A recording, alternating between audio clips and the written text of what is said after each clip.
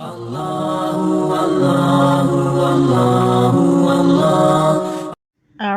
بالله من الشيطان الرجيم بسم الله الرحمن الرحيم۔ आज हम सबक नंबर 6 पढ़ेंगे जो कि हमारा है तनवीन। अच्छा, तनवीन किसे कहते हैं आज हम ये सीखेंगे, तनवीन कहते किसे हैं। तख्ती नंबर 6, तनवीन, दो ज़बर, दो ज़ेर और दो पेश को तनवीन कहते हैं। जिस तरह हमने पहले पढ़ा कि ज़बर, ज़ेर, पेश को हरकत कहते हैं, लेकिन अब यहाँ बात होती है दो ज़बर की। जब दो ज़बर हों, दो ज़ेर हों और दो पेश हों तो उन्हें हम कहते हैं तनवीन।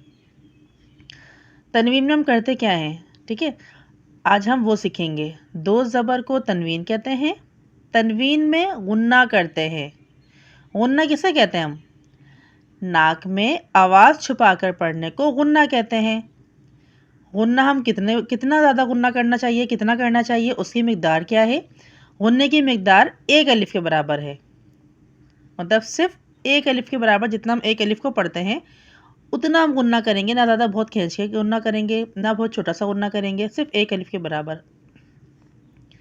दो ज़बर की तनवीन के साथ कहीं पर अलिफ लिखा होता है और कहीं पर या लिखा होता है। जिस तरह से ये यहाँ अलिफ लिखा है दो ज़बर की तनवीन के साथ और यहाँ पर या लिखा है दो ज़बर की तनवीन के साथ।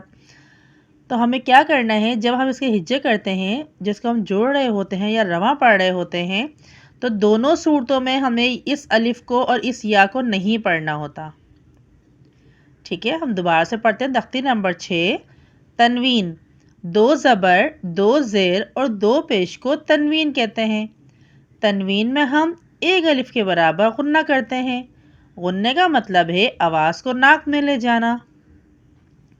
और जहाँ कहीं ये अलिफ, तनवीन के साथ ये अलिफ हो या लिखी हो, उसको ना तो हम हिज्जे करते वक्त पढ़ते हैं और ना ही इसको रवा पढ़ते हैं। अब हम इसको आगे सीखेंगे कि हम इसको कैसे पढ़ते हैं। जज़ाकल्लाह।